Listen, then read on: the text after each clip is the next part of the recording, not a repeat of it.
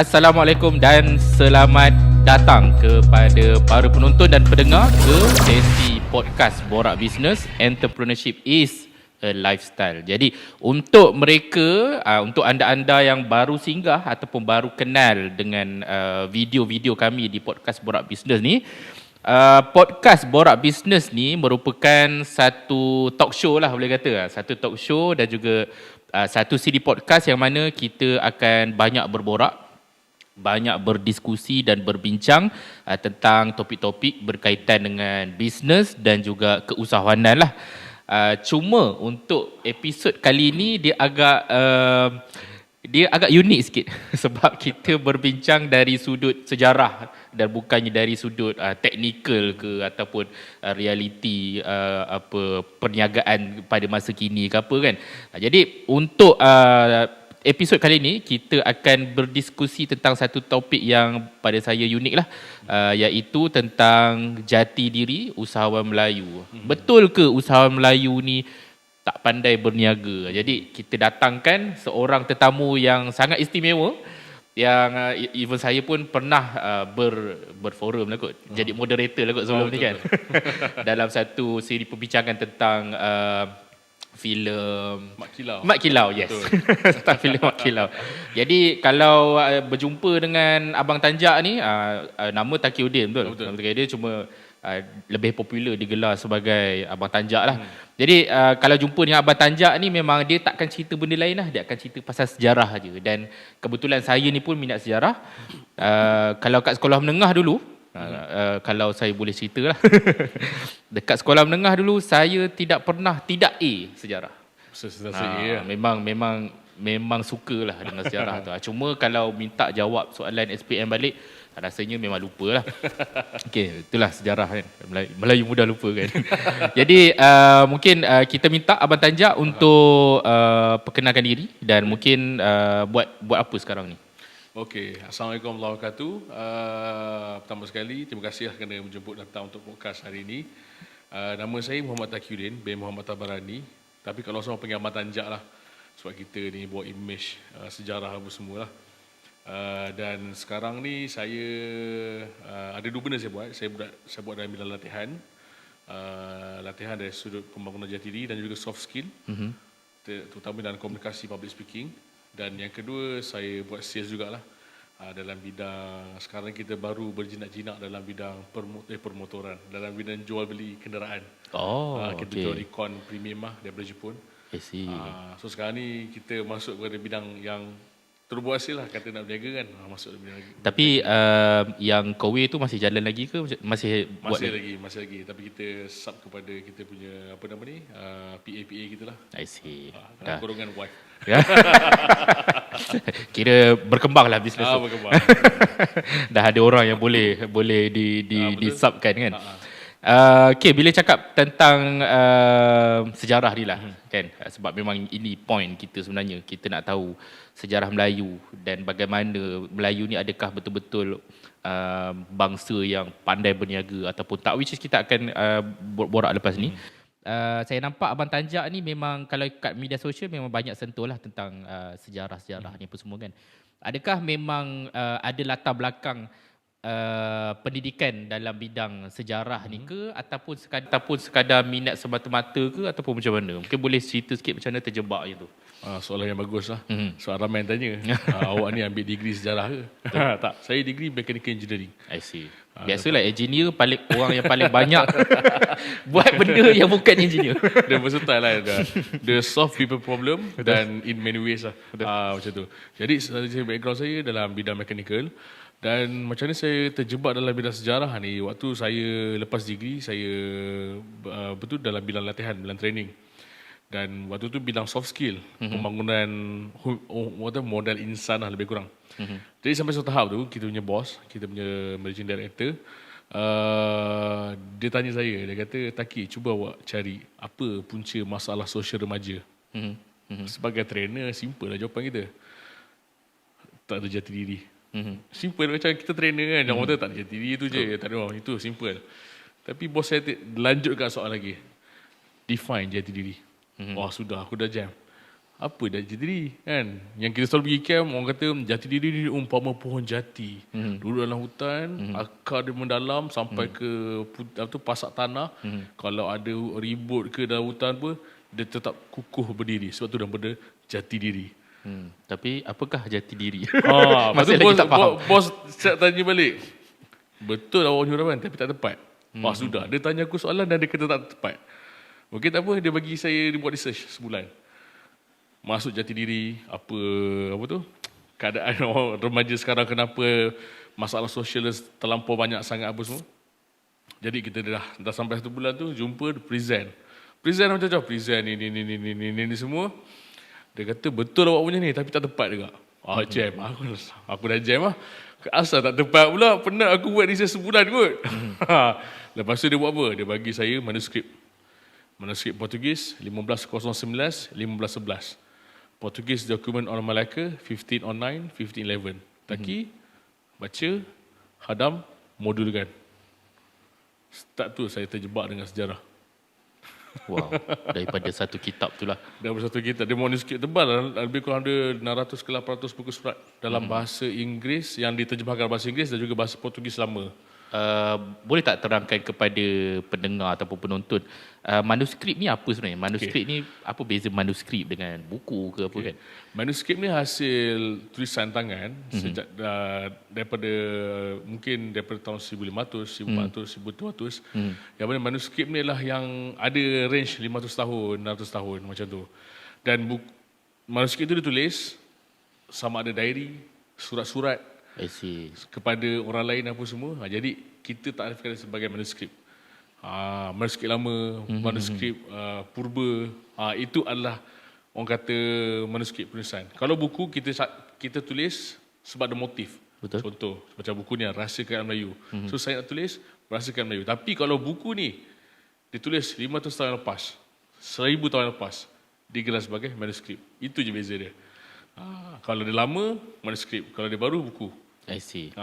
Jadi masa dia bagi saya manuskrip tu, walaupun manuskrip tu telah dikeluarkan oleh Arkib Negara, telah translasikan dalam bahasa Melayu dan juga bahasa Inggeris, tapi dibagi saya dalam bahasa Inggeris dengan bahasa saya macam, ya Allah, bahasa Inggeris pula aku nak baca. Kita dah tengok kamus Oxford Dictionary pun dah macam tu. Ni lah bahasa Inggeris lama. 800 muka surat dia bagi. Ke depan mata kan. Cakap, apa aku nak buat dengan benda ni? Jadi bila kita tengok satu persatu, rupanya manuskrip Portugis dokumen tu adalah merupakan diary ataupun surat-surat yang tertulis oleh Alfonso. Masa tu ketua Panglima Perang Portugis, Alfonso di Albuquerque. Di Albuquerque. Itulah penulisan dia. Surat-surat dia, apa yang berlaku sekitar 1509 hingga 1511, daripada dia datang ke Melaka sampailah dia menang, mengalahkan tentera Melaka. Dia tulis setiap apa yang dia buat. Dia jumpa dengan siapa apa semua. Jadi daripada situ baru kita tahu sebenarnya dari sudut pandang sisi Portugis, dia telah memperlihatkan bahawa nak masuk Melaka ni bukan senang. Dia nak kena jumpa dengan Sultan, nak jumpa dengan Laksamana. Itu baru peringkat yang atas. Peringkat yang seterusnya nak berjumpa dengan pedagang-pedagang ni. Macam mana nak berdagang dengan orang Melayu, apa sifat-sifat Melayu, apa dia punya kelemahan. Semua tulis dalam benda tu. Daripada situ baru saya baca macam, macam ni rupanya orang Melaka. Macam ni rupanya orang Melaka. Tapi bukan daripada manuskrip tu saja.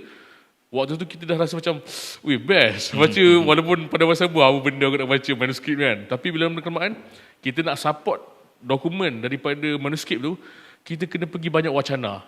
I see. Untuk kita tahu perihal-perihal. Contoh macam kita karakter Melayu. Pergilah wacana-wacana perihal Melayu. Pergi ke USM, pergi ke UKM, pergi ke UPM. Jumpa dengan antara salah seorang guru-guru saya, Profesor Dr. Fauzi. Sebelum tu dia adalah pengarah Museum Warisan Melayu UPM. Jumpa dengan dia. Prof, cerita sikit Prof, nak tanya pasal Melayu. Dia cerita Melayu sekian-sekian. Inilah seni bina Melayu, inilah senjata Melayu, ini falsafah dia. Kita boleh macam, dah tambah lagi ilmu. Jadi kita rasa macam, wow, Melayu dia ada karakter yang berbeza. Yang kita tak pernah tahu. Sebelum ni saya agak skeptikal dengan Melayu. Saya cakap terus terang. Sebab saya masa kahwin saya pakai jubah. So maksudnya saya pakai jubah. Saya tak pakai macam ni. Saya memang pakai jubah, pakai kopiah macam nampak macam Islamik sikit lah. Jadi bila masa kita dah sekarang ni betul fikir, saya cakap bini kan, cakap sayang, kita kahwin dulu tak macam Melayu kan. Apa kata kita kahwin sekali lagi. Nak buat tema Melayu pula, nampak dia punya tu. So saya memang skeptikal dengan terma Melayu sebelum ni. Nampak macam Melayu kita associatekan dengan parti politik lah. Pakai songkok tinggi, ni perhimpunan agung. Macam tu. Tapi selepas kita dah tahu sebanyak, kita tahu macam, rupa-rupanya cerita ni ada satu benda yang tak pernah diceritakan ataupun ada orang cerita tapi tak sampai kepada orang lain. Jadi sebagai seorang trainer yang ada kelebihan mengajar cara bercakap dan saya boleh bercakap, boleh bagi ceramah, so saya ambil peluang tu. Bos dah bagi green light, kita ambil modul tu, kita buat modul, kita pergi ke sekolah-sekolah. Ceritakan tentang ini jati diri Melayu, siapa Melayu, siapa nenek moyang kita. Sejak dari situ saya dikenali sebagai Batanjak. Sebab apa? Sebab kita dah rasa macam, wow, ini adalah kita dan kenapa kita nak bergantung dengan orang lain. Inilah antara faktor-faktor yang remaja sekarang ni tak ada jati diri dan tak ada identiti. Sebab apa? Sebab dia tak kenal pun diri dia siapa. Sebab tu bila kita bawa benda ni, baru kita macam, inilah diri kita sebenarnya. Inilah apa yang kita sepatutnya ada. Bukan ambil Korea ke, ambil Jepun ke, ambil orang putih ke apa semua. Ini kita dah ada dah.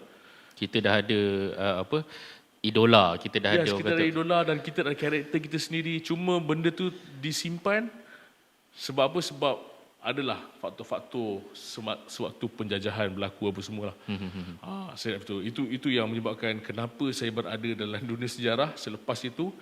Dan saya berminat untuk sambung dalam bidang master dalam bidang sejarah apa semua. Tapi ada nasihat yang berkata saya, kalau kau fokus kepada akademik, dia akan jadi kau fokus pada akademik lepas tu. Betul. Dan apa yang kau buat sebelum ni, dia akan bertangguh kat situ. So sekarang ni kau tak perlukan ada semua benda. Tapi kau perlukan sedikit knowledge, sedikit ilmu yang sahih, yang ada credibility, yang ada authority. Kita bawa benda tu, kita share, kita kongsikan dengan orang lain. Betul. Itu yang kita buat sekarang. Sebab ahli akademik pun sebenarnya peranan dia pun berbeza juga sebenarnya. Betul. Contoh macam saya berjumpa dengan sebut nama kat sini tak apa. Boleh. Kita jumpa dengan Dr. Azmi Arifin. Sekarang ni dia tengah terkenal dekat dalam media sosial. Sebab apa? Sebab dia tengah bawa satu arus menceritakan tentang apakah yang berlaku sebelum merdeka. Ikut daripada dokumen-dokumen yang daripada British, daripada ni yang tak pernah ditunjukkan sebelum ni. Dia ada satu manifestasi lain lah. Dia ada satu konotasi lain tentang sejarah. Jadi bila saya jumpa dengan profesor atau doktor-doktor ni, dia kongsikan ilmu dia. Yang ni saya jumpa manuskrip, ini saya jumpa naskah, saya jumpa jurnal. Baca.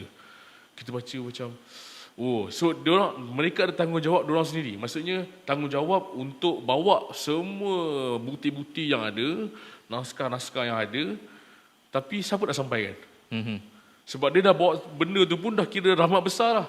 Nak sahihkan dia, nak ringkaskan dalam bentuk jurnal, dalam bentuk penulisan-penulisan yang ringkas, sinopsis ke kan. Tugas kita lah sekarang untuk kita sampaikan. Kita ada kelebihan bercakap, kelebihan untuk menyampaikan, kelebihan berceramah, kita sampaikan.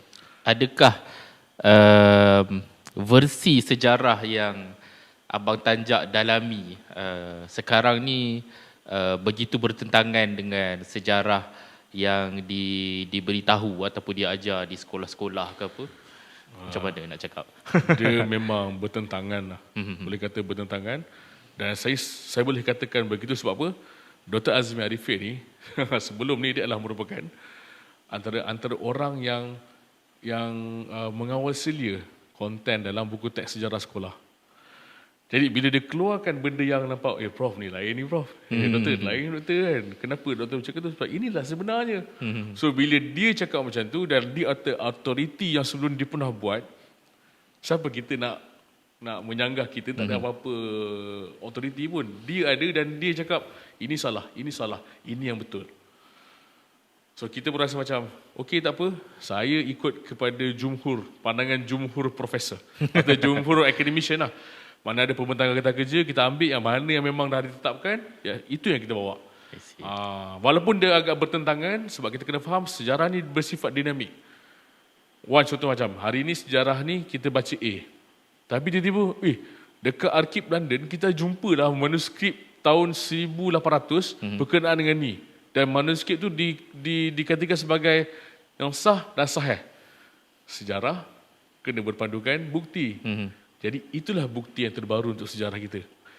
Jadi kita tak boleh cakap macam buku teks sampai bila-bila tak nak guna buku sama, tak. Dia kena ada penukaran fakta dan pembetulan fakta. Penambahbaikan seiring dengan penemuan bukti-bukti yang baru. I see.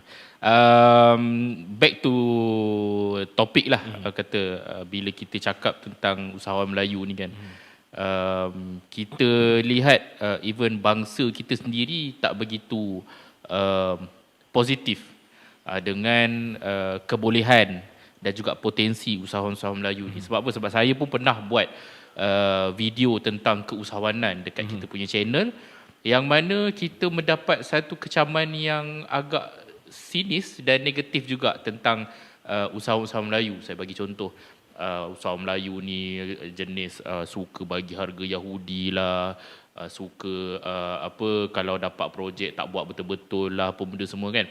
Jadi apa pandangan Abang Tanjak berkenaan dengan persepsi-persepsi sebegini? Adakah memang orang Melayu ini sendiri dah hilang jati diri ataupun dah terlalu terputus dah dengan kita punya nenek moyang kita dahulu, yang sebenarnya bila kita kaji sejarah, Melayu ni memang sangat-sangat pandai berniaga dan boleh kata satu dunia nak berdagang dengan mereka kan. Jadi macam mana pendapat Abang Tanjak? Okey, kalau kita sebut tentang karakter usahawan Melayu sekarang ni, dia memang ada yang lari jauh lah daripada apa yang berlaku.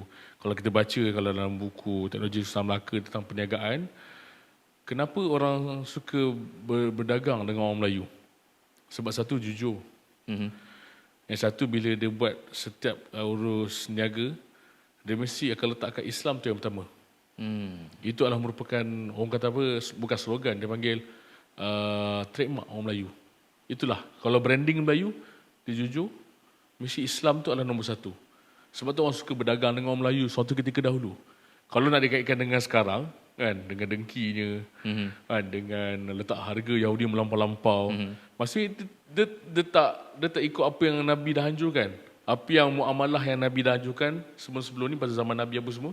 Jadi itu yang menyebabkan kita ni hilang jati diri dan kita jauh, dan kita hanya melihat kepada usahawan yang bukan daripada kategori kelompok kita, iaitu kelompok yang beragama Islam. Kita nampak yang yang ni boleh je kaya, dia buat macam ni boleh je kaya, tak ada pun kena bala ke apa kan. Jadi dia lebih nampak ke arah tu. Jadi kalau kita nak kata karakter usahawan Melayu sekarang ni, dia dah jauh dah terpisah daripada apa yang berlaku tahun 1400, 1300, 1200. Sebab waktu tu memang orang Melayu memang dia tengah berada di puncak waktu tu.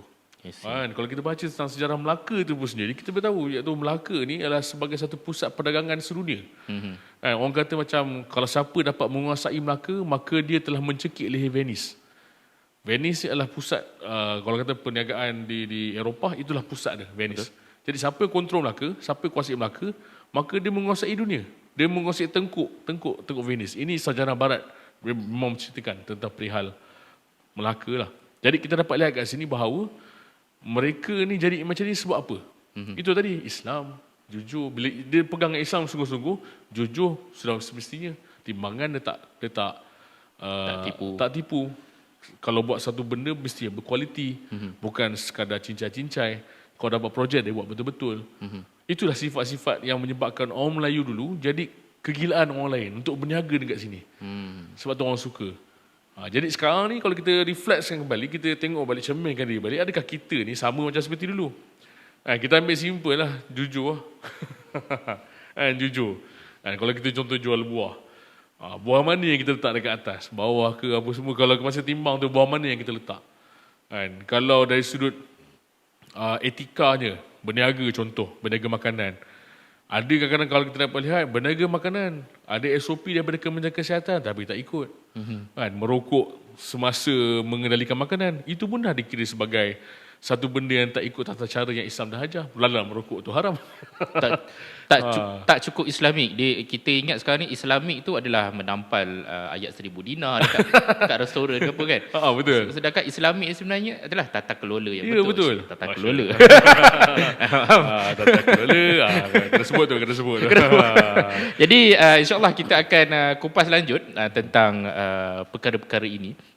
Kita cuba kenali balik moyang-moyang kita ni dulu, nenek moyang kita ni dulu berniaga macam mana, apa mindset dia, dan yang paling menarik yang mungkin saya tertunggu-tunggu hari ini, apakah amalan-amalannya yang seperti yang Abang Tajak sinopsiskan sikit tadilah melalui buku apa tadi, Rahsia Kekayaan Melayu. Rahsia Kekayaan Melayu. Jadi kita berehat sebentar dan kita sambung selepas ni.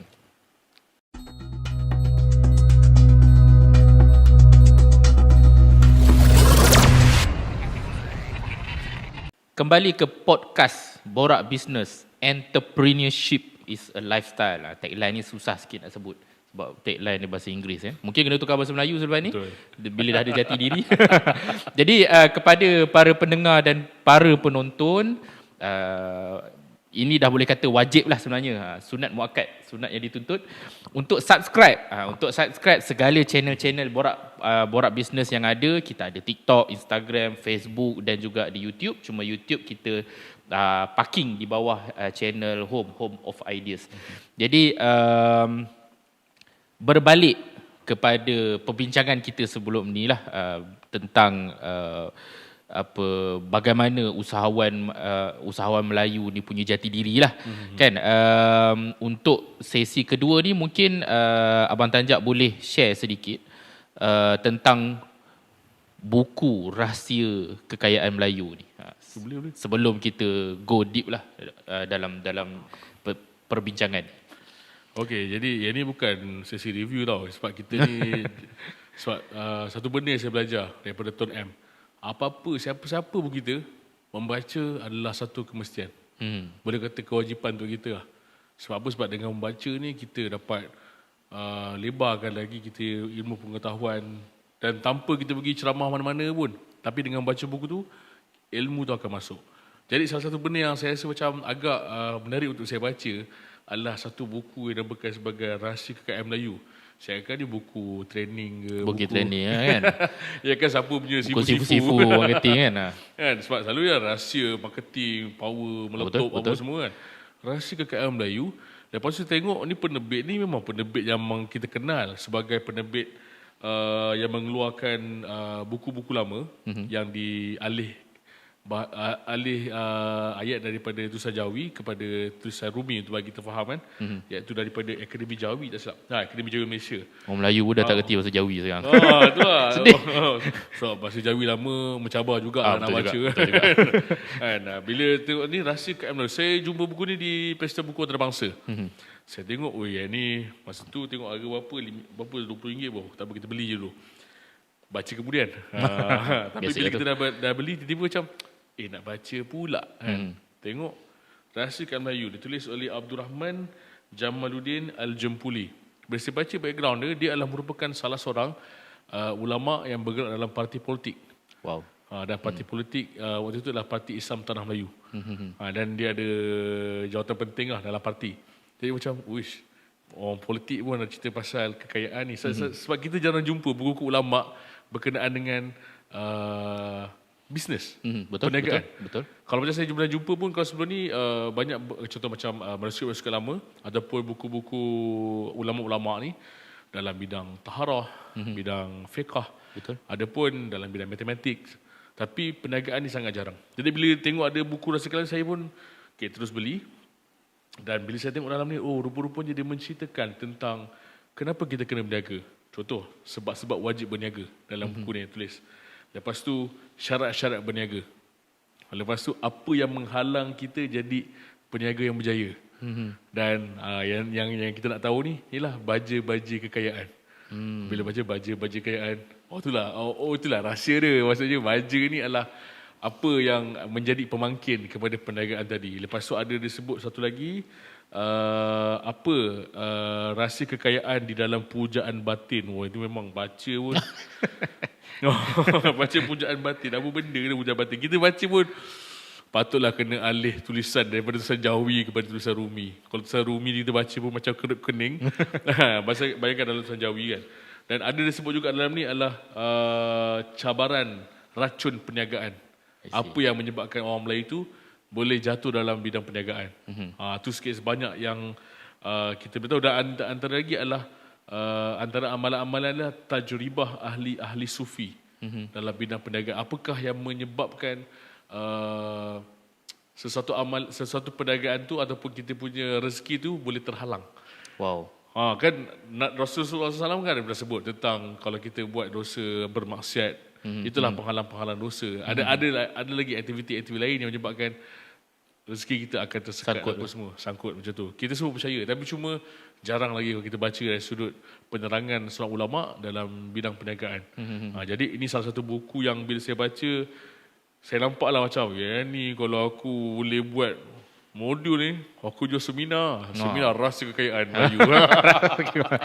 ada apa image tu ada image tu ada kan. Rasa ni boleh ni kan. Kita kalau kita seminar apa tu? Seminar marketing TikTok pun kita boleh ni, walaupun kita bukan kerja kat TikTok pun kita tahu ni semua apatah lagi buku-buku yang ada ni kan. Benda simple je. Dan lagi bagus sebenarnya ialah kita tengok seminar-seminar bisnes oleh sifu-sifu yang saya rasa semua orang tahulah kan. Somehow dia sebenarnya banyak mengambil modul-modul daripada barat.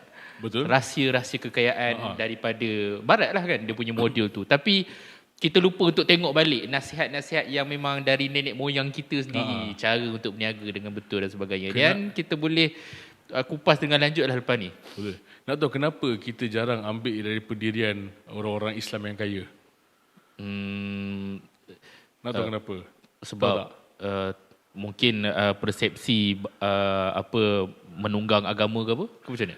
Satu persepsi menunggang agama. Satu lagi kita terlalu sentap.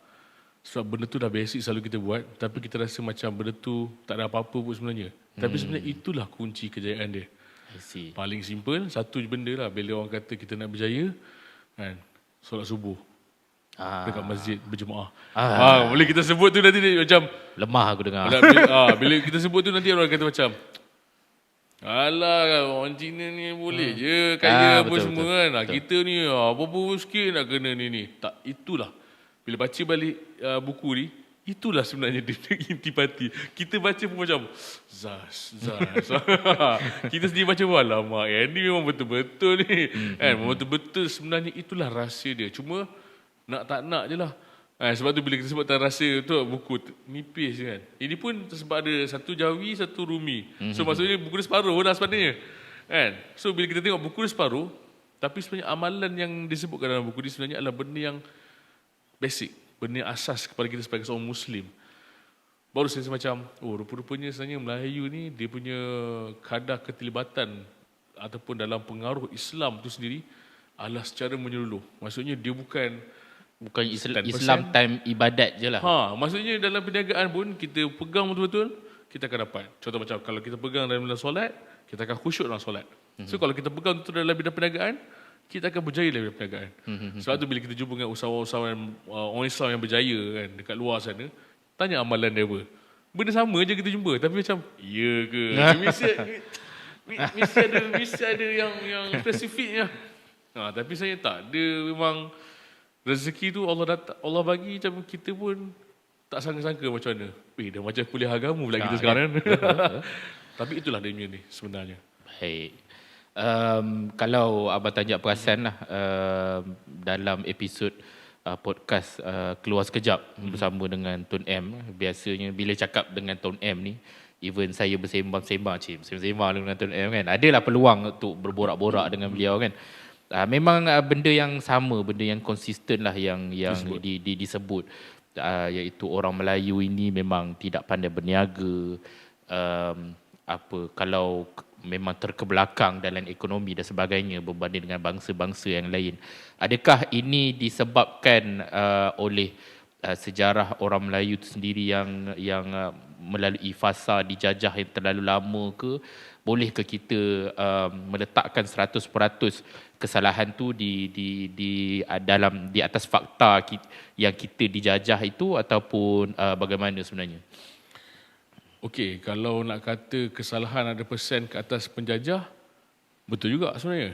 Sebab dia, kalau kita tengok sendiri lah, sejarah British datang ke sini, dia memang memanipulasi setiap benda yang ada. Dalam bidang pentadbiran, dalam bidang perniagaan, apa semua. Memang senang cerita kata British datang sini untuk menguasai hasil mahsul. Jadi bila kata nak menguasai sumber kekayaan, maksudnya dia melibatkan sektor perniagaan. Contoh, pernah dengar Ngah Ibrahim? Pernah. Long Jaafar, adik-beradik ni, atau adik-beradik ni, yang pernah dengar Ibrahim dengan Long Jaafar ni adik-beradik, tahu tak sebenarnya Long Jaafar dengan Ngah Ibrahim ni, dia bukan pengusaha biji timah. Yang kita nak adalah pengusaha lombong, betul tak? And ada gajah dia tersangkut dekat dalam lumpur, tarik gajah keluar, tengok kat sini kawasan timah. Itu yang kita dengar. Tapi sebenarnya bila kita jumpa dengan the curator di museum Ngah Ibrahim dengan Long Jaafar ni, dia ceritakan sebenarnya Long Jaafar Ngah Ibrahim dia adalah konglomerat. Dia punya kekayaan dia lebih kaya daripada Queens of England waktu tu. Dan cara nak mengukur kekayaan orang waktu ketika tu adalah siapa yang ada yang boleh beli kapal wap. Wow. Kapal wap. Queen of England ada satu kapal wap. Ngah Ibrahim dia beli 2 kapal wap. Siapa lagi kaya? Kapal wap ni dah level-level apa? Titanic lah. Cruise lah. So maksudnya kalau waktu tu Queen of England ada satu kapal wap. Maksudnya kalau nak tunjuk kekayaan tu, siapa yang ada kapal wap tu dia kaya. Queen of England ada satu kapal wap. Diorang ni ada 2 kapal wap. Wow. Siapa yang kaya? Dan diorang ada negeri diorang sendiri. Dia bukan bergantung pada Sultan Perak. Sultan Perak memang ada di kawasan di kawasan Beruas ke kat Kinta dekat atas itu kan. Tapi itulah kawasan negeri mereka, negeri Long Jaafar dan Ngah Ibrahim. Diorang ada kekayaan diorang sendiri. Jadi bila British masuk, apa yang berlaku? Dia huru-harakan keadaan. Lepas tu Long Jaafar dan Ngah Ibrahim dibunuh. Keluarga dia dibuang ke Pulau Seychelles dan ada lagi yang dibunuh. Jadi itu dari sudut kalau dari sudut pandang ekonomi masa tu, kalau kita tengah grow, orang Melayu tengah ada bisnes apa semua, dimatikan dan kemudian tak diberikan peluang, digantikan dengan orang lain untuk menguasai perlombongan yang seterusnya, agak-agak kita boleh tak berterusan menjadi pedagang yang seperti sebelum-sebelum ni. Contoh macam apa yang berlaku di Palestin sekarang lah. Kan, diorang sebenarnya pernah ada kekayaan apa semua. Betul. Peperangan berlaku, penjajah datang, ambil semua. Dibiarkan tu kota kantin hampir 70 tahun, 80 tahun. Kita terbiasa dengan kehidupan tadi. Akhir sekali apa yang jadi? Kita akan jadi seperti yang kita lalui hampir 80 tahun ni lah. Jadi kalau kita dijajah oleh British 100 tahun, 100 tahun tu kita alami macam mana? Apa sifat-sifat kita? Apa aktiviti kita sehari-harian? Itu yang akan membentukkan kita selepas kita bebas daripada penjajahan. Jadi kita bukan nak kata orang Melayu tak boleh bangkit apa semua, tapi cuma dalam bayangkan dalam beratus tahun kita kena jajah ni, dah banyak kita punya orang panggil apa, aktiviti daily mission kita dah berubah. Kalau dulu kita buat contoh macam aktiviti macam hari ni kita nak self affirmation, kata kita kaya. Kalau selepas daripada jajah kita kaya lagi. Kita nak hidup. Itu jadi last sekali daripada kita nak menjana kekayaan, akhirnya kita menjadi apa? Kita akan mengatakan aku kena survive je. Hidup pun okey lah. Dapat makan kais pagi, makan pagi, kais petang, makan petang, pun okey lah. Jadi itu yang membentuk DNA Melayu selepas itu. Dan bukan tu saja. British, dia bukan setakat dia buat dari sudut perniagaan, ekonomi, sejarah pun dia ambil. Maksudnya, mana ada manuskrip dia bawa balik. Mana ada artifak, mana ada khazanah-khazanah tentang sejarah tempatan waktu tu, dia bawa balik. Dan keris tak dibenarkan untuk dipakai, sedangkan keris itu adalah pakaian Melayu. Itulah memang kelengkapan pakaian Melayu keluar rumah, waktu tu mesti kena berkeris. Jadi keris dah diharamkan sebab itu adalah senjata. Dah hilang satu jati diri Melayu. Lepas tu dimasukkan dengan ideologi British, bawa kepada kemakmuran, British sediakan peluang ni, peluang tu dan sebagainya. Akhir sekali, orang kita dapat apa? Nampak British tu yang menjadikan segala-galanya. Itu yang merubah pemikiran, ideologi orang Melayu akhir sekali, sehinggalah sampai ke kemerdekaan ni kita ada yang sekarang ni masih lagi ada yang berfikiran sebagai pro-kolonial. Masih sampai ke hari ini. Sebab apa? Sebab kita dah dilatih daripada kecil macam tu. Jadi bila Tun kata macam tu, saya nampak satu benda je. Nampak itulah sebagai satu kritikan untuk orang Melayu kembali bangkit. Saya nampak dari dulu lagi. Betul. Tun punya cara berbeza untuk membangkitkan Melayu. Bukan dengan bagi bantuan. Bagi tak. Dia kata, Melayu dah lupa. Apa ni Melayu ni? Nampak tak? Kita dah react. Sebenarnya Tun nak kita react untuk kita move forward.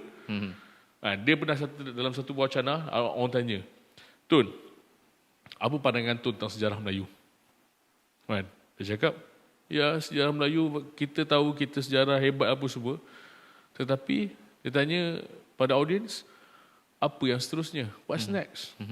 Kita dah tahu sejarah Melaka kita hebat.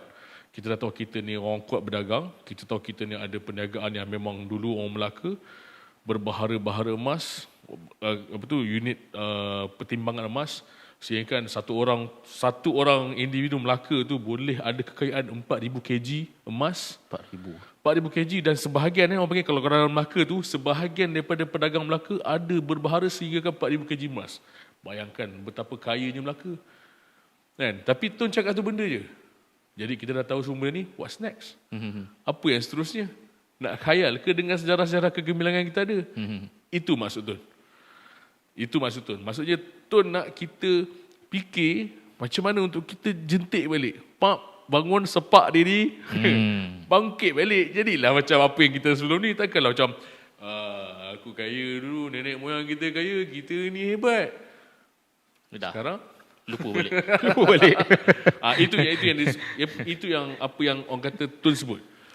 Sebab tu kita bukan nak kata macam kita bersetuju 100% dengan Tun punya statement, tapi untuk yang kali ni saya sangat bersetuju. Sebab kita tahu orang Melayu ni, dia persekitaran dia suka kepada benda-benda yang indah. Jadi kalau kita pergi seminar-seminar sebelum ni, kalau tengok macam mana Melayu seminar, dia best. Enjoy, happening, kan? Ada yang ada menari-nari, lagu-lagu. Itu memang sifat Melayu. Dia suka benda yang indah, benda yang menarik. Tapi pada masa yang sama kita kena ingat, benda yang menarik, benda yang indah ni bagi tak impact kepada kita untuk next one. Benda-benda ni ada orang mungkin boleh cerita sikitlah kehebatan usahawan, peniaga-peniaga orang Melayu ni dulu kan. Sebab mungkin ada juga di kalangan kita yang merasakan orang-orang yang bercerita sejarah seperti ini sekadar untuk meromantikkan sejarah Melayu itu sendiri kan. Jadi mungkin boleh share sikitlah untuk para pendengar dan penonton Borak Bisnes podcast ni, sebenarnya sekaya mana orang-orang Melayu pada ketika itu. Okay, kalau kita tengok kat sini yang ni kita ambil daripada catatan Damian de Goes dalam The Chronicle of the Most Happy Kingdom, Manual of Glorious Memory. Ni catatan orang Portugis lah. Dia sebut pada masa ini Melaka dikenali sebagai kota yang terkaya di dunia kerana para peniaga yang tinggal di situ sangat kaya. Kekayaan mereka diukur dalam baha-baha emas. Satu baha adalah bersamaan dengan 4 kuintal. Sebahagian daripada peniaga memiliki kekayaan mencecah 10 atau 12 baha. Kita bagi notation kat sini. Kuintal lah ukuran berat bagi Portugis. 1 kuintal bersamaan 100 kg, maka 10 baha emas bersamaan 4,000 kg emas. 100 kg. Aku nak dapat 1 kg emas tu pun 10 gram pun mencirit nak kumpul. Kita sebulan nak kena bayar 300 nak beli 1 gram kan. Ni memang kekayaan. Orang kata macam kalau kau tak ada 1 kg emas dalam poket kau waktu tu, kau ni kira macam bodoh lah. Itu kalau disebut dalam banyak lagi catatan. Sebab apa? Sebab orang Melaka ni, apa yang dia jual sebenarnya? Apa dia jual sebenarnya? Sebab Melaka dia tak ada industri tau. Orang Melaka dia tak ada industri dekat Melaka. Sebab yang datang ni semua berdagang. Dan kebanyakan perdagangan di zaman Melaka adalah apa yang datang dekat kapal-kapal besar ni, orang Melaka akan pergi naik kapal, akan beli, dia akan jual dekat pelabuhan. Dekat pasar-pasar ni lah. Orang kata macam ni, cerita macam ni lah. Dropship. Itu orang Melaka pandai. I see. Maksudnya harga daripada pedagang Cina, ambil, jual dekat pasar. So orang dekat sini berjual beli antara sesama lain. Dapat keuntungan dekat situ. So modal ada, beli lagi barang. Itu adalah style. Antara yang diorang jual apa? Emas, perak, mutiara, kasturi. Macam yang kita ada sekarang, kain satin, kain bercorak, kain taf, sutera, tembikar, rumpah ratus. Kan? Cuma satu je kelebihan yang ada pada orang Melayu ni adalah, yang macam saya cakap tadi lah, kejujuran. Kan? Dia pegang pada benda, bila berniaga betul-betul. Itu yang pertama. Yang kedua adalah dari sudut appearance, personality orang Melayu itu sendiri. Memang dalam buku ataupun dalam manuskrip Portugis, memang dia banyak memuji orang Melayu dari sudut kita punya penampilan. Penampilan kita sangat cantik, sangat kemas. Kita mandi. Nampak baca gelak kan? Mandi? Tak, betul. Orang Portugis, orang Barat tak mandi waktu tu. Betul. Saya ada membaca artikel The Patriot yang menyatakan betapa kotornya kota Betul. London, kota Paris pada satu ketika dahulu. Dan zaman ni adalah zaman Portugis ni adalah zaman kegelapan ni lah. Maksudnya dia masa nak enlighten kepada zaman enlighten tu, inilah zaman Portugis datang yang diorang tak mandi tu. Jadi diorang datang sini dia pelik, orang Melayu mandi. Kat sana siapa paling lama tak mandi, dia lah juara kan. Betul. Yang ni orang Melayu mandi hari-hari. Ada sabun, ada ni apa tu. Jadi macam, patut orang suka, wangi. Lepas tu tutur bahasa. Kalau nak sudut nak kata orang sejarah Melayu ni di Malaysia ni, dia boleh katakan macam ni. Orang Melaka ni ada jenama tersendiri, branding Melaka. Iaitu yang pertama sekali, bahasa ni adalah bahasa standard atau bahasa Melayu lingua franca. Yang kedua dari sudut pegangan Islam dia. Dan yang ketiga dari sudut dia punya sopan santun, budi bahasa. Tiga benda ni yang menjenamakan sebagai orang Melaka. Sehingga ada satu surat yang diberikan kepada Tuan Tuah daripada orang Pekan Pahang. Dia kata kami meminta maaf kepada Tuan Tuah kerana kami tidak semelaka orang Melaka. Dia punya branding Melaka itu adalah engkau Islam pegang kuat, berbudi bahasa, dan juga bahasa engkau memang bahasa yang standard. Itu sampai penjenamaan orang Melaka tu. Kami tidak semelaka orang Melaka. Taraf dia tinggi. Jadi kalau kita pergi Melaka sekarang, kasar benar. Kasar kau kan. Ulau melingkau. Tak, tapi itulah orang panggil apa, kesan daripada penjajahan tadi. Bila kesan penjajahan, Melaka ni lah antara kesan penjajahan yang paling lama. Sebab apa? Lepas Portugis pergi ke Belanda. Betul. Belanda pergi ke British. Kalau kita nak tahu sebenarnya Belanda ke British apa semua, diorang tak pergi ke negeri lain. Dia hanya bertumpu di Melaka sahaja. Kecuali British lah, bila dia pecah monopoli, dia boleh pergi ke serata negeri di dalam tanah Melayu. Kalau tak, Belanda, Portugis, paling jauh pun pergi sampai ke Nanning. Sebab tu orang Melaka ni, dia ada satu tahap, dia boleh katakan karakter berubah bila dijajah terlalu lama. Sebab kalau Portugis datang dengan menghancurkan, kalau kita tengok daripada sejarah Portugis, datang dia habis, dia jadikan dia parang jarak, parang terkukuh. Dia musnahkan bangunan-bangunan, dia runtuhkan istana Melaka apa semua. Masuk kepada Belanda, ni yang paling jahat. Dia lama sikit daripada British. Saya British, Portugis, Belanda yang paling lama sebenarnya. Tapi Belanda macam tak ingat sangat kan? Sebab Belanda waktu tu dia datang dalam memberikan satu konotasi kebencian yang melampau terhadap orang-orang tempatan. Sampai sekarang sebab tu apa-apa pun orang tak suka, orang tak nama Belanda. Perasan tak? Kenapa nama dia ayam Belanda? Sebab ayam tu bising. Kuluk. Kan? Bising ayam ni, ayam Belanda. Macam Belanda dapat tanah. Nampak tak? Semua sebab orang benci ke Belanda. Padahal kan nama ayam Belanda tu pergi keluar orang bagi Turki. Betul? Nampak tak? Dia jadi macam tu. Sebab orang tak suka Belanda. Belanda ni bila datang menjajah, dia tak bunuh. Dia jarang buat. Dia kalau contoh macam perempuan, dia merogol. Sampai ada kadang-kadang dalam kuah majalah 3 tak silap, ada yang generasi bermata biru. Kalau pernah tengok dekat dalam YouTube apa semua kan. Tu generasi siapa? Ialah mangsa-mangsa yang pernah Belanda buat sesuatu pada generasi dia. I see. Dia sampai tahap macam orang benci lah dia, sampai tahap macam tu. Sebab tu orang tak nak sebut lagi lah pasal Belanda ni. So bila Belanda keluar, British pula masuk. Itu pun masih ada lagi kapal Belanda. Masih ada. Tapi tak malah nak sebut. Tapi kalau dari sudut perniagaan, yes, macam tu. Sebab apa? Sebab dari sudut perniagaan, kita ni tahu macam mana nak berurusan. Dan waktu tu kelebihan kita adalah semua perniagaan diuruskan dalam bahasa lingua franca. Itu menyebabkan kita senang untuk berniaga. Somehow macam boleh kata macam soft skill lah kot. Soft skill tu dah hilang lah kot dekat. Betul. Sebab bila kita sebut lagi tentang macam mana orang Melayu berkomunikasi, dia sampai setahap macam kalau jumpa dengan pakar linguistik, pakar bahasa apa semua, satu dari kekuatan orang Melayu adalah bahasa itu sendiri, iaitu bahasa Melayu. Kalau nak katakan bahasa Melayu ni, boleh katakan bahasa aras tinggi sebenarnya. Cuma sekarang je kita nampak bahasa Melayu itu rendah. Sebab apa? Sebab kita berada pada zaman bukan bahasa Melayu itulah bahasa perantara dunia. Cuba bayangkan kita duduk pada zaman waktu bahasa Melayu adalah bahasa perantara dunia. Pantun itu adalah merupakan bahasa aras tinggi sebenarnya. Sebab apa? Siapa boleh fikir pembayang dengan pemasuk dalam masa yang sama? Nak beli barang nak kena berpantun-pantun pula. Kau beli je lah. Sekarang ni lah. Kalau tak orang dulu dia nak beli, ada pantun dia. Kan? Macam contoh pantun apa? Pulau Pandan jauh ke tengah, gurun raya bercabang 3. Bila orang bekerja, orang sekarang buat kajian, rupanya betul ada pula Pulau Pandan dekat kawasan Riau. Gurun Daik itu memang ada gurun Daik bercabang 3. Dia jadi macam mana orang dulu boleh ada pemikiran macam itu? Sebab apa? Sebab dari sudut kehebatan pemikiran tersebut, itu yang membentuk kepada satu suasana masyarakat Melayu tu yang lebih intelektual, yang lebih berfikiran jauh, yang boleh menyelesaikan masalah-masalah yang genting. Sebab bila kita dah dijajah, benda tu dah tak fikir lah. Kita fikir untuk apa? Untuk hidup je lah. Untuk hidup lah. Hari nak makan apa? Jepun pula datang, nak kena cari ubi kayu pula apa semua kan. Tak nak kena bunuh.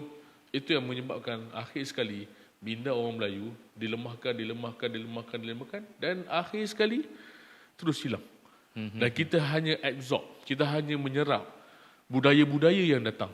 Itu yang malang sekali dan itu yang kita cuba bangkitkan sekarang orang sejarah di tanah Melayu ni, di Malaysia ni, cuba bangkitkan elemen Melayu ni untuk kita kenal kembali. Tapi cuma dia punya satu cabaran adalah bila tahu kehebatan kita, kadang-kadang ada orang Melayu tercandu dengan kehebatan, akhir sekali macam wah bestnya jadi orang Melayu dulu kan. Contoh macam berbusana apa semua kan, ada aktiviti berbusana tapi dia sekadar itu je lah. Dia tak ada macam dari sudut pembangunan Melayu. Contoh kita ada semangat Melayu ni nak pakai busana ni apa semua. Apa yang seterusnya untuk pembangunan orang Melayu itu sendiri? Dari sudut ekonominya, dari sudut pembangunan masyarakat Melayunya. Tak ada. Sebab tu kata macam dia agak kompleks lah. Mungkin tak ada ataupun ini mungkin hanya permulaan. Betul. Mungkin kita boleh expect lah benda yang positif bila lebih banyak perbincangan kot tentang perkara-perkara seperti ini. Jadi mungkin kita nak kupas lanjut tentang amalan-amalan yang mungkin boleh dikongsikan, kata amalan-amalan nenek moyang kita tentang bagaimana untuk jadi usahawan berjaya. Biasanya nak jadi usahawan berjaya ni kita dengar siapa? Robert Kiyosaki. Robert Kiyosaki ni buku bisnes pertama yang saya baca lah. Nak ikutkan tentang apa? Rich Dad Poor Dad. Rich Dad Poor Dad. Saya baca Cash Flow Quadrant dulu. Baru saya pergi Rich Dad Poor Dad. Jadi saya sebenarnya selalu reflect juga macam contoh keluarga saya. Keluarga saya memang bukannya keluarga peniaga lah, nak ikutkan. Bukannya keluarga yang ada DNA berdagang. Bukan nak kata keluarga saya ni tak hebat ke apa, cuma tak ada orang yang betul-betul berbisnes lah. Ada pun adalah buat sikit-sikit kedai runcit dan sebagainya. Jadi pada saya agak mengujakan juga untuk kita kaji balik sebenarnya. Ini adalah tips-tips yang real daripada nenek moyang kita dahulu, yang sebenarnya dekat rumah dia ada berkati-kati emas dekat rumah dengan kita kan. Jadi kita boleh berehat sekejap. Boleh. Dan selepas ni kita akan sambung apakah amalan-amalan tersebut. Dan jangan expect amalan yang pelik-pelik lah. Sebab sekarang ni macam-macam amalan pelik. Betul. Amalan-amalan pelik untuk kaya ni ada yang malas nak sebut lah kan. Jadi kita berehat sebentar dan kita sambung dalam bahagian ketiga episod kali ini.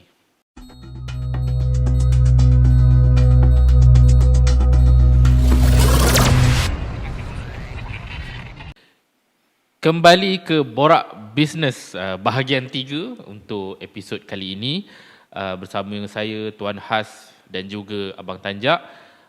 Sebelum kita sambung kepada intipati perbincangan seterusnya, saya ingin memberitahu kepada para penonton dan para pendengar bahawa Borak Business Podcast sangat mengalu-alukan sebarang kerjasama dan kolaborasi dari sudut sponsorship lah. Sebab kita dari semasa ke semasa kita memang nak improve cara untuk kita buat konten. Kita memang nak improve kualiti konten kita dekat semua channel-channel kita. Jadi dengan sponsorship daripada anda semua akan meningkatkan lagi kualiti konten dan seterusnya boleh sampai lebih banyak usahawan di luar sana lah. Jadi sebarang hajat, niat untuk bekerjasama dan kolaborasi dan juga sponsor tu boleh terus dibuat dengan menghubungi channel-channel kami yang sedia ada. Baik, last lah berkata bahagian ketiga dalam episod kali ini. Tentang jati diri usahawan Melayu ni. Kita tengok tadi bila kita berbincang lanjut, Abang Tanjak pun ada cerita macam-macam kan tentang macam mana usahawan boleh kata orang Melayu lah, orang Melayu ni hilang jati diri, bagaimana kekayaan orang Melayu pada satu ketika dahulu, bagaimana lifestyle mereka. Kata cakap tadi entrepreneurship is a lifestyle kan. So bagaimana lifestyle usahawan ataupun peniaga-peniaga pada ketika itu, apakah sudut pandang visi, falsafah, prinsip yang mereka pegang kan. Jadi benda tu mungkin boleh disampaikan sedikit sebanyak melalui buku ni. Buku apa tadi? Tajuk lupa dah. Rahsia Kekayaan Melayu. Dan mungkin Abang Tanjak boleh share sedikit apakah amalan-amalan dan tips-tips yang mungkin kita boleh ambil yang dikongsikan daripada nenek moyang kita sendiri. Macam mana mereka mengumpul kekayaan mereka sehingga kan mereka boleh kaya sebegitu rupa berbanding dengan cucu-cicit mereka ni yang masih lagi merangkak balik. Tapi hopefully kita belajar sesuatu daripada sesi ini dan kita boleh maju bersama-sama. Okey, antara dalam buku ni lah dia sebutkan sebab-sebab wajib berniaga. Dah ada syarat-syarat berniaga kan. Antaranya adalah apabila melesek keadaan negeri dan bangsa. Maksudnya kita dalam keadaan melesek, kita kena berniaga. Pertama. Yang kedua, apabila berasa diri sendiri menjadi miskin. Kita kena berniaga. Kan, maksudnya kita rasa macam kita dah bankrupt, apa-apa kedana ni, kita kena memerlukan perniagaan lah. Sebab dari situ boleh dapatkan cash, orang kata apa, fast cash. Duit cepat. Apabila tergalang-galang kemahuan agama dengan sebab miskin, pemeluk-pemeluknya. Maksudnya bila agama tu sendiri nampak macam semakin lama semakin dihina, diinjak. Sebab apa? Sebab terlalu miskin. Tak mampu untuk boleh apa-apa. Kenapa tak? Dalam ni pun diceritakan tentang apa-apa pun nak berbisnes atau berniaga adalah sebab beragama. Itu yang pertama lah. Ini benda rahsia yang kita kena faham. Kita berbisnes sebab beragama. Sedangkan sekarang ni kita tengok banyak orang yang merasakan agama itu tidak perlu kaya. Itu silap. Bagi saya itu silap. Sebab apa? Kalau tengok sirah Nabi sendiri Sayyidina Abu Bakar kaya. Macam mana kotak dia, macam mana dia boleh beli apa nama ni, Bilal bin Rabah daripada siapa, Abu Jahal lah. Kan, macam mana dia Abu Jahal kata apa 50 emas asal lupa lah nilai tu. Dia kata kalau engkau nak 100 aku bagi lah. Menunjukkan apa? Abu Bakar ni kaya. Osman bin Affan sama juga. Macam mana dia boleh serahkan segala harta dia sewaktu dia nak berhijrah daripada Mekah ke Madinah. Sampai ke Madinah dia jadi kaya balik. Dia mula from the scratch, daripada zero. Maksudnya kita kena kaya dulu lah. Sebelum kita nak membincangkan tentang nak bawa agama dan sebagainya. Itu yang kita kena faham. Okay? Itu salah satu sebab-sebab wajib berniaga dalam buku ni lah. Antara itu syarat berniaga. Ada syarat-syarat lah. Macam ni lah, ada rukun, ada syarat sah kan. Rukun syarat sah. Sebab kita belajar bisnes dekat universiti pun ataupun dalam modul tak ada sebut syarat-syarat berniaga. So yang first kali kita kena ada apa tu, mindset ataupun big why. Biasa lah tu big why kan. Ni big why dia. Sale jatuh sebab tak ada big why, marketing tak jadi sebab big why, operation tak smooth sebab tak ada big why. Semua big why. Bukan. Sale jatuh sebab kau tak ada mentor. sebab tak membayar premium. Kelas premium. Okey, antara syarat berniaga tu antara syarat yang pertama dan semuanya adalah sihat badan dan sihat minda. Itu yang pertama. Syarat yang kedua, akal yang bijaksana. Ada tak sihat tu badan? Ada? Okey, boleh lah. Boleh kata Okey, sihat. checklist satu. Okey, sihat akal yang bijaksana. Okey lagi. Tak meroyan lagi. Syarat ketiga, mesti ada kemahuan untuk berniaga. Ini baru syarat Maksudnya kalau kita lepas syarat ni, maksudnya baru kita lepas kan. Betul. Syarat yang keempat adalah hambatan. Maksudnya apa? Urgency. I see. Ni pun dah sebut tentang urgency lah. Kita sebut tentang apa tu? Create agency. Dalam buku ni tahun 90-an dah sebut dah. Kita je tak baca.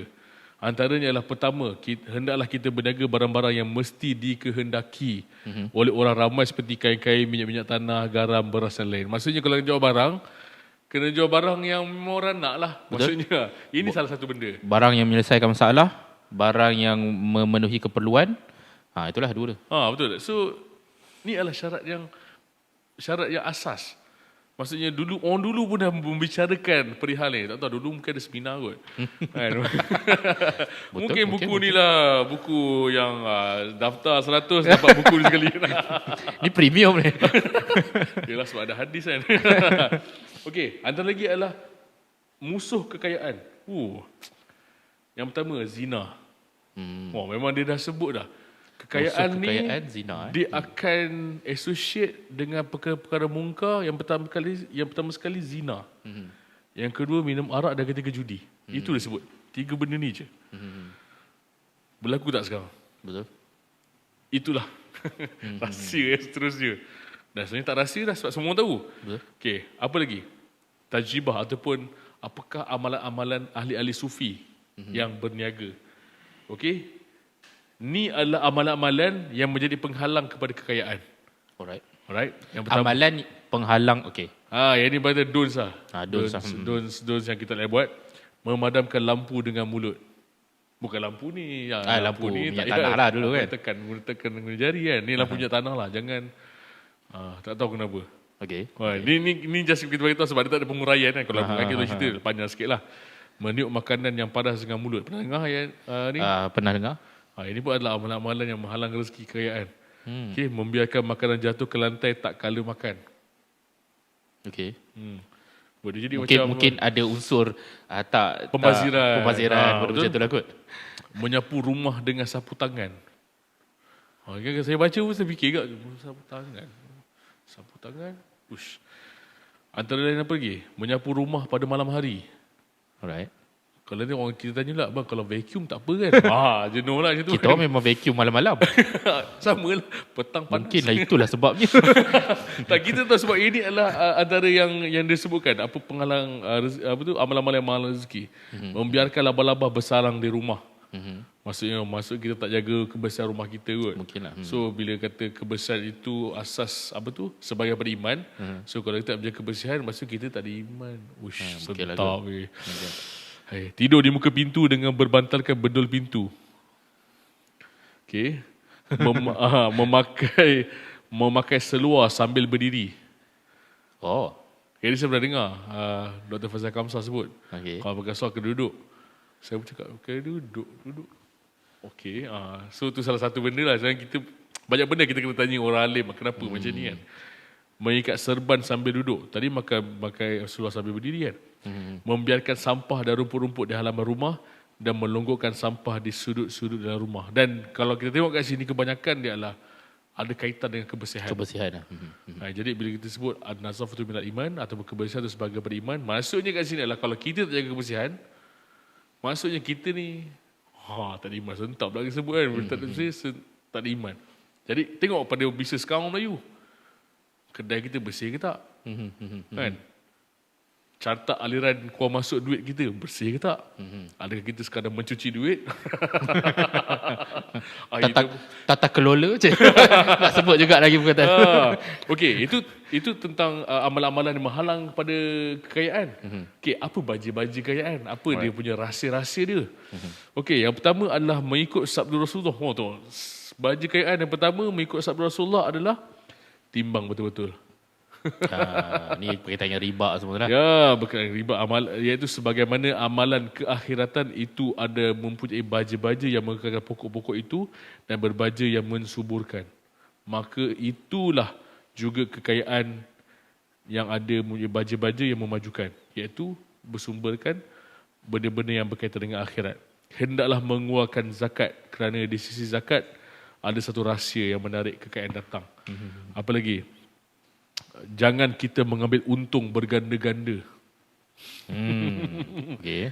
Kan barang RM2 kita jual RM70.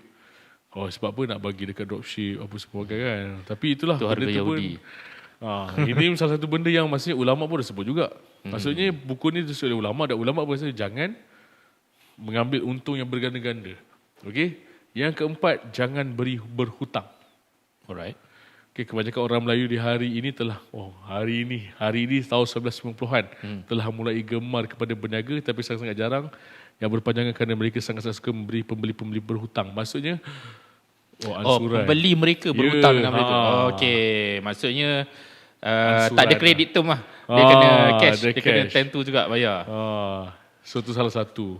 Itu antara benda yang antara sifu yang saya follow ni tekankan jugalah bila cakap pasal cash kan. Kalau boleh jangan bagi hutang. Macam itulah kena minta juga. Yang seterusnya? Yang seterusnya jangan tamak. Okey. Nampak tak kita dengar ni macam biasa je syarat-syarat dia. Tapi kalau kita palusi balik sebenarnya itulah benda yang biasa tapi kita tak biasa buat. Maksudnya kita biasa melakukan benda yang salah lah sebenarnya. Okey, dan seterusnya ada juga disebut tentang racun perniagaan. Okey, apakah racun perniagaan? Disebut dalam satu hadis Nabi, katanya dunia itu penjara bagi orang-orang mukmin dan syurga bagi orang kafir. Mereka itu mahukan dengan sebab itulah orang Islam mundur dan tidak menjadi kaya. Itu je ayat dia. Maksudnya racun perniagaan adalah jangan letakkan dunia sebagai dia punya matlamat yang utama. Sebab apa? Sebab dunia adalah penjara bagi orang Muslim. Jadi kalau macam kita kejar dunia tu secara membabi buta, secara real semua bisnes adalah sebab dunia, maka kita akan berpusing dalam penjara itulah. Dan satu lagi rahsia kejayaan dalam pujaan batin. Tak tahu apa maksud dia sebenarnya. Tahu serius sebenarnya pujaan batin ni apa sebenarnya, tapi bila kita baca balik sebenarnya dia sebut tentang hablum minallah hablum minannas. Itu adalah rahsia kekayaan dalam pujaan batin. Maksudnya rahsia batin dalaman kita lah. Antara ayat yang pertama adalah kita kena menyimpan hati kasih yang sebenar-benarnya kasih kepada manusia. Kerana di antara hati dengan hati itu ialah ada macam dia tulis current wireless atau radio yang mencari rakan dia. Dia ada transmission dan dia ada absorption. Jadi sekarang ada yang keluarkan gelombang. Macam mana kita nak accept gelombang tadi? Dia kena berpasangan. Itu yang pertama. Dan yang kedua adalah menyimpan hati kasih yang lebih-lebih kepada ulama'-ulama'. Sebab apa? Sebab ulama'-ulama' ni akan membantu kita dalam memberikan pencerahan kepada kita. Dan itu adalah dia punya ni lah. Dan cuma ada satu lagi lah, tapi dia kata yang ni tak adalah dalam mana-mana hadis, iaitu baca bismillah 786 kali. Yang ni selalu orang kita pernah buat lah. Setiap hari ke? Setiap hari 786. Tapi pernah dengar lah bab amalan baca bismillah ni. Pernah dengar ke? Pernah dengar? So 786 kali bismillah ni antara yang pernah ni lah. Itu salah satulah. Dan salah satu yang disebutkan dalam buku ni juga adalah fasid kepada perdagangan atau kefasadan ataupun kepalsuan. Iaitu kefasidan atau kebatilan perniagaan dan kekayaan dalam Islam itu hanyalah jika dilanggar segala syarat-syarat yang tersebut di atas. Jadi kalau ada yang disebutkan tadi, engkau tak buat, maksudnya engkau telah berlaku kefasadan ataupun kepalsuan dalam kau perniagaan. Jadi apa-apa pun berlandaskan tadi, dunia bukan matlamat akhirat. Jadi kita ambil dia punya kesimpulan dia adalah, kalau dalam buku ni menyarankan kita sebagai seorang peniaga, apa-apa pun ambil akhirat itu sebagai matlamat dalam kita berniaga. Barulah kita akan dapat apa yang kita hajati. Macam kuliah agama. Tapi betul lah, macam yelah, kadang bila kita cakap pasal macam mana nak mengemudi perniagaan ni, biasanya ilmu-ilmu teknikal perniagaan itulah yang kita cari. Betul. Macam mana nak meningkatkan sale, nak buat FB ads, nak buat TikTok, nak buat content semua kan. Tapi jarang sekali lah kita reflect balik. Ya, sebab kita ni macam dah terasing. Kita sendiri yang mengasingkan agama ni dengan perniagaan maybe. Betul. Kita tak rasa yang mungkin amalan-amalan tertentu ini betul-betul memberikan kekayaan kepada kita kan. Tak je solat dan sebagainya lah. Jadi satu nasihat yang baik lah daripada nenek moyang kita juga sebenarnya, yang saya rasa kita wajar untuk kita perhalusi balik lah, especially ada benda-benda yang kita tak faham tadi. Mungkin sebab dah terputus terlalu lama menyebabkan kita tak faham apa benda yang apa fungsi amalan tadi yang macam tiup benda panas kan. So wife selalu marah, jangan tiup makanan panas bagi dia sejuk. So sabar ke maybe kan. Lah kot. Atau kalau ikut saintifiknya adalah baca-baca mungkin sebab carbon dioxide. Benda-benda macam tu lah kan. Tapi itulah macam betul ke kan. Tapi nak tak nak pun kalau kita nak palusi lagi, nenek moyang kita ni satu benda yang kita kena faham. Setiap benda yang mereka lakukan, dia ada falsafah di sebalik apa yang mereka lakukan sebenarnya. Kan? Banyak benda dalam dunia Melayu ni falsafah tu nombor satu. So mungkin ni salah satu yang kita tak pernah nampak. Dan mungkin salah satu benda yang kita kena sebut selepas ni adalah bila kita nak mengajar tentang bisnes ke apa semua, kita kena ingatkan dunia ini adalah penjara bagi orang mukmin. Sebab itu adalah perangkap kepada kita sebenarnya. Ramai orang Islam yang gagal dalam perniagaan sebab apa? Mengejar dunia keterlaluan dan akhir sekali terkandas. Bila terkandas dan sampai tahap ada yang menzalimi orang lain juga lah. Betul. Jadi last sebelum kita tutup episod podcast pada kali ini, mungkin boleh bagi sepatah dua kata lah kepada usahawan-usahawan Melayu, especially bukan rakyat lah, masyarakat di luar sana lah. Apakah nasihat kepada mereka-mereka ni yang mungkin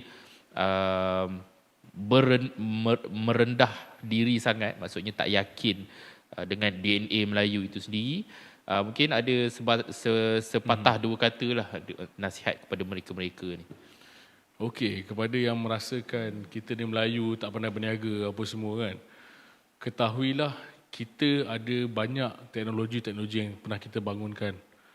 Dan antara benda kalau ikut saya lah, teknologi yang paling orang kata kehadapan sampai hari ini, contoh macam keris.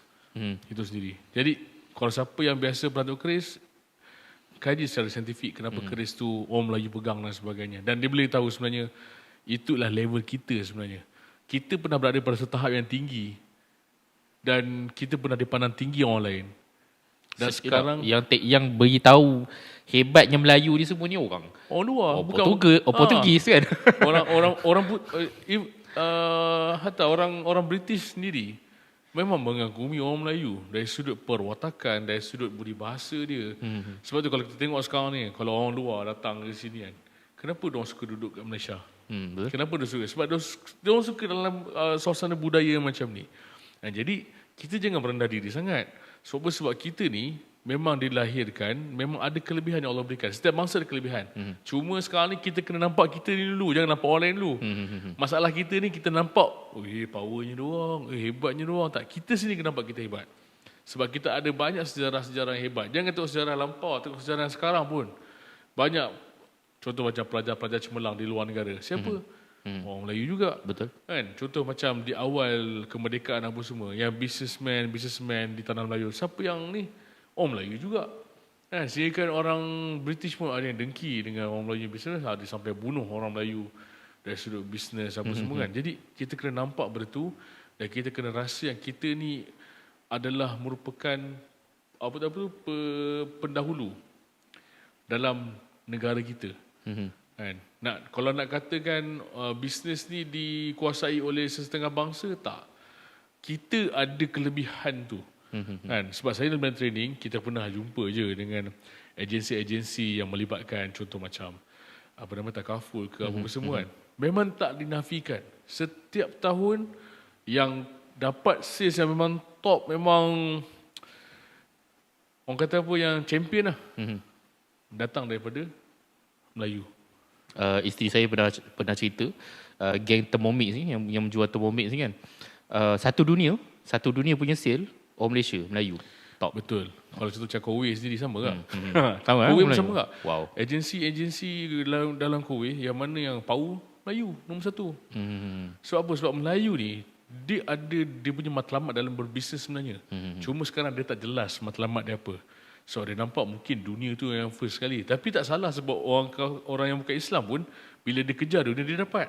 Jadi sekarang ni nak melengkapkan kita lah.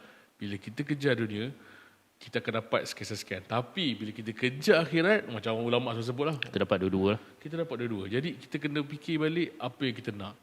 Dan satu lagi, jangan takut untuk memberi lah. Betul. Pertama, Jangan takut untuk memberi. Betul. Sebab apa? Sebab penting hari ni. dalam kita memberi, dalam kita memberi ada rahmat di sebalik tu. Allah akan gantikan, jangan risau. Bila kita letakkan, betul bila sebut pasal benda ni kan, dia adalah melibatkan kita punya akidah dan kepercayaan kita. Bila kita memberi tanpa mengharapkan satu balasan, benda tu Allah akan bagi tak sangka-sangka. Percaya kat saya. Mungkin kita dah pernah melangami dan kita mungkin tak tahu itu adalah merupakan rahsia pada Allah. Betul. Tapi pernah tak kita bagi sesuatu tiba-tiba ada satu benda baik datang. Inilah sebenarnya yang Allah tunjukkan kita. Mungkin itu ada kaitan dengan sabar tadi. Kita memberi contoh macam kita beri sesuatu kat orang kan, beri derma apa semua kan. Ada dapat return balik tak? Tak dapat. Memang tak dapat. Tak dapat. Kita bagi derma kat orang anak yatim. Anak yatim nak bagi balik duit kita. Tak ada. Tapi Allah gantikan dalam bentuk dan dalam rezeki yang lain. Jadi InsyaAllah. jangan takut untuk memberi dan jangan teragak-agak untuk memberi. Kadang-kadang ni kita rasa macam, rugilah bagi macam ni, rugilah bagi macam ni. Tak boleh bagi duit, kita bagi dengan ilmu. Tak boleh bagi dengan ilmu, kita bagi dengan kudrat kita. Apa-apa pun, teruskan memberi. Macam sekarang ni lah, macam kita kan. Tuan Nazil sendiri, kita buat podcast. Bagi kepada netizen-netizen dekat luar sana. Ada jana pendapatan dan kisah? Tak Belum ada. lagi. Kan, macam saya sini datang sini, ada Tuan Nazul bayar saya? Tak ada. Kan, kita datang ni semata-mata untuk kita memberi. Betul. Tapi selepas ini yang datang balik kita, kita pun tak tahu, wallahualam.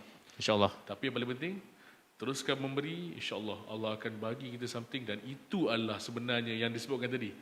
Bila kita sebut tentang akhirat, kita akan dapat. Bila kita kejar dunia semata-mata, kita akan dapat. Mungkin kalau saya kejar dunia kan, datang hari ni kan, agak-agak saya nak bagi semua.